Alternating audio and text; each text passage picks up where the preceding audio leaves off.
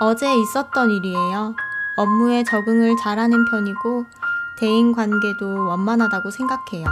연이은 야근에도 쌓여만 가는 업무에 늘 피곤을 느끼던 중 회식까지 겹쳐서 술 기운 때문인지 핸드폰 알람을 끄며 5분만을 외치다 결국 늦잠을 잤네요. 지하철로 가는 마을버스가 왜 이렇게 늦게 오는지 결국 지각을 했어요. 다른 건 몰라도 평소 미팅이나 보고서 마감 시간을 철저히 지키는 내가 이런 사람이 아닌데 오늘따라 이상한 날이라고 생각합니다. 옆자리를 보니 오늘도 늦습니다. 게으름은 고칠 수 없나 봅니다.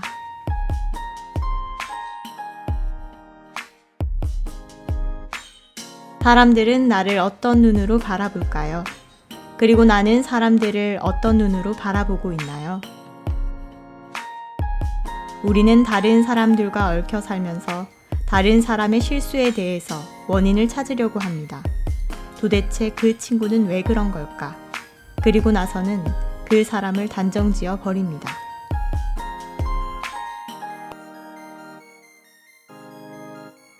자신의 지각은 어쩔 수 없는 일이었고 동료의 지각은 그 사람이 게으르기 때문이라고 생각합니다. 또 어떤 일이 있을까요? 실수로 회의 도중 커피를 쏟을 때 자신의 실수라고 생각하나요? 정지 신호를 어기고 질주하는 차량을 보면 난폭 운전이라고 생각하시나요? 응급환자 이송을 생각하나요? 단체 생활에서 이런 현상은 더욱 자주 발생합니다.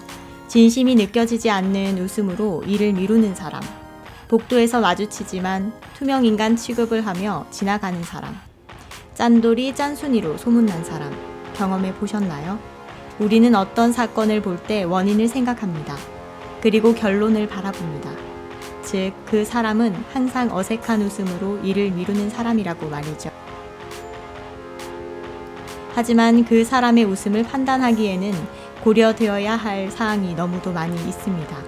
가정 문제, 권위적인 압력, 매우 사적인 문제가 있지만 단순히 그 사람을 판단합니다. 존스와 해리스는 여러 가지 연구를 통해 다른 이들의 행동에 영향을 주는 상황을 과소평가하고 그 사람의 내적인 영향을 과대평가하는 경향을 설명합니다. FAE, 기본적 귀인 오류라고 합니다.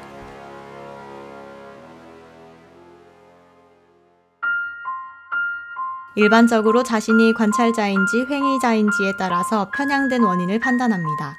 내부 요인과 외부 요인을 판단하는 오류를 잘 범하게 된다고 합니다. 내가 하면 로맨스, 남이 하면 불륜의 이론적 토대가 발견되는 순간이지요. 일상에서 일어나는 많은 갈등은 이런 내로남불에서 기인하는 경우가 많이 있습니다.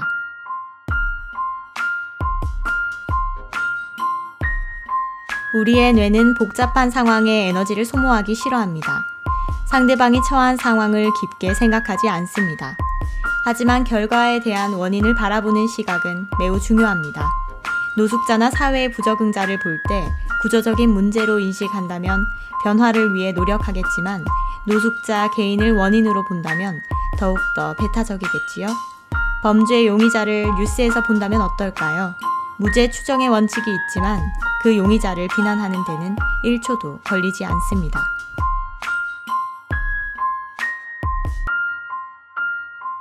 드라마나 인터넷 방송을 통해서 듣는 내로남불식의 이야기는 재미있습니다. 결말이 항상 자극적이기 때문이지요. 일상생활에서 이런 내로남불식의 결론은 깊은 대인관계를 만들기 어렵습니다. 그 원인을 충분히 고려하지 않고 결론을 내기 때문입니다. 내로남불, 다시 한번 생각해 볼 여유가 필요한 시간입니다.